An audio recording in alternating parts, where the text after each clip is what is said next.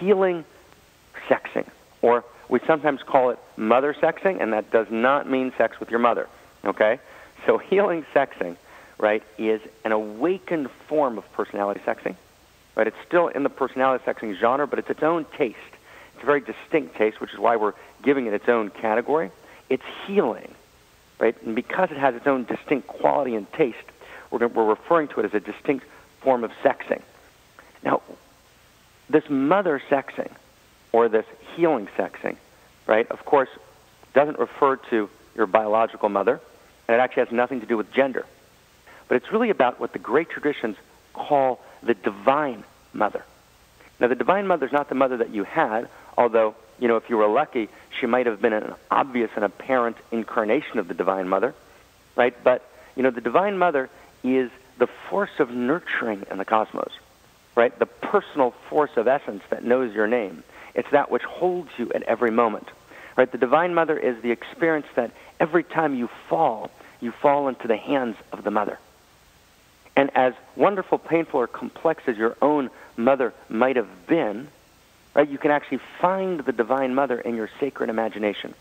And imagination is not merely a tool for children, right? It's actually the child who has access to imagination, but actually you've got to evolve your capacity to imagine, because imagination is actually the capacity of the mystic, the seer, the prophet. You know, people say God's a figment of our imagination. Well, that's definitely true, but our imagination is a figment of God, is a figment of essence. So when I say to imagine, it means find it in your interior face.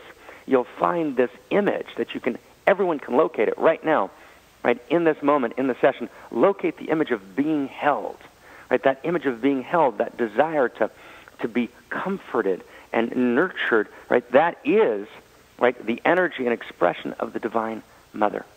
And again, wherever you fall, you're always falling into your hands. And she sees not only who you might be, but also who, held in her steady, loving gaze, you already are. Right? She calls you to your highest and best, and in her embrace, you're already there. Right? Now, one of the ways the Divine Mother incarnates is in the arms of your lover. And this is a very particular form of sexing, and it's not about the male and female in the partnership. Either the man or the woman can hold the place of the Divine Mother, and they each should.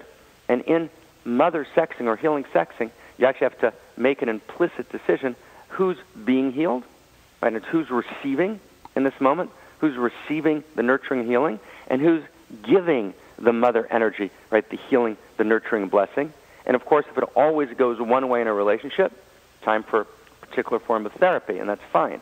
But actually, you want to be giving that to each other, but at different moments in sexing. Now,